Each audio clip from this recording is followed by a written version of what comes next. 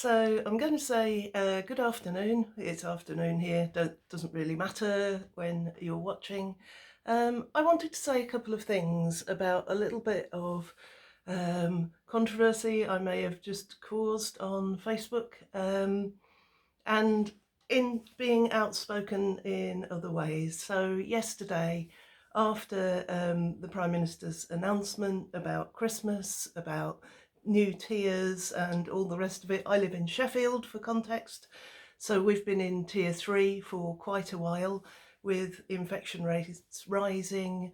I've taken a number of funerals of people who've died from COVID and other funerals as well. Obviously, I'm aware of people who I minister to who are in hospital with COVID and others who have been. I have been in that place myself. So that's a little bit of context.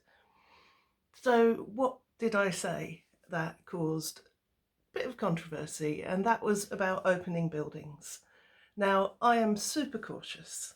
I'm super cautious for a number of reasons. One of the reasons I'm really cautious is because this affects my family, my own children, in quite a severe way. Two of my boys have type 1 diabetes, which puts them hugely at risk.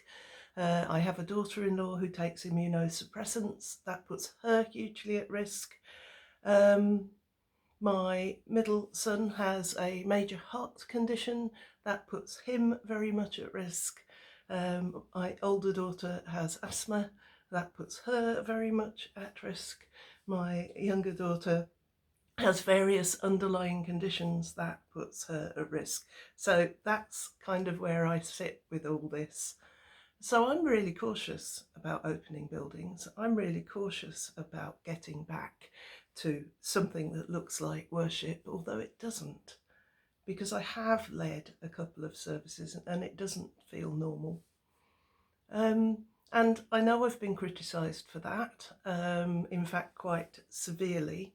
And somebody said today, well, I take it you don't live alone and that you don't suffer from mental health difficulties.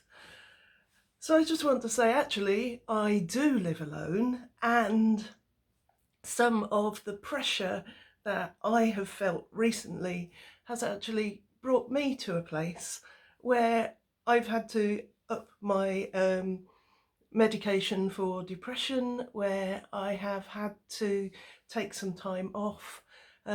Yes, we need time off, all those sorts of things. But I just want to say, I'm not unique. Many people are struggling at this time. Many people feel pressure in different ways. And I know for some people that to be in a building is really important. That's what they want. They feel that's what they need. And that everyone is in a different place with this.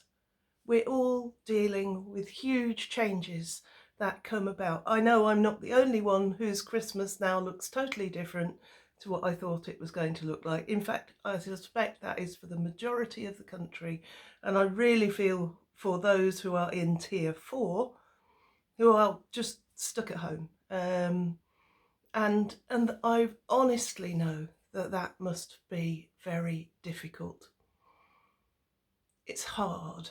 This is hard. It's been a really hard year. Some people I know have revelled in it because they've got online and they've been able to geek out and they've absolutely loved that, and that's been life-giving for them. Others, I can do that, but it's been a bit of a pressure for me because there was a point when, my computer was literally held together with sellotape, and I'm not kidding there, by the way. And it was just really difficult to do what was being expected. So there's a pressure all over the place. But I pause and reflect on the season we are in. Christmas will still happen, just as Easter still happened. Christmas will still happen, real and relevant. And maybe we engage with it more. Maybe through the story of this pressured time, the journey to Bethlehem, which was fraught with all sorts of issues, the search for somewhere to stay, the absolute rawness of the Christmas story, perhaps that comes to us as a gift at this time. We might not have as much tinsel.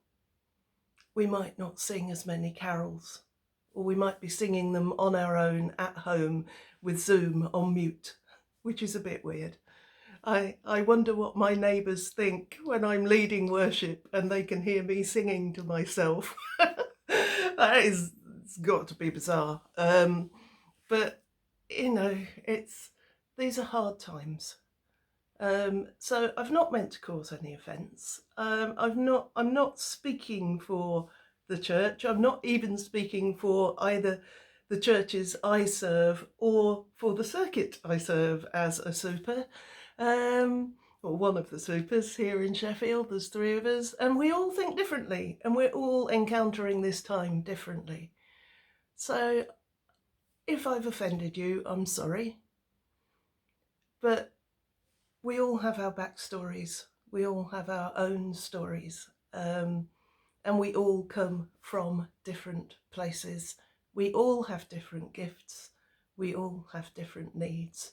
Perhaps the thing that we need most is to grasp the wonder that God is with us even in this hard time, and look for those signs. Look for the kindness to your neighbour. Look for the encouragement from a friend. Look to the gifts that you have and dare to reach out and use them. And I hope that you will receive mine when I share them.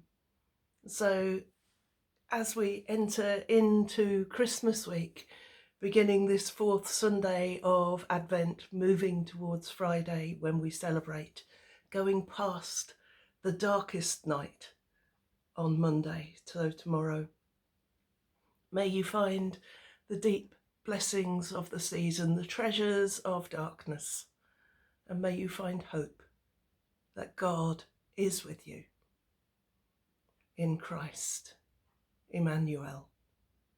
And may you find angels coming to you and saying, do not be afraid. God bless you and keep you.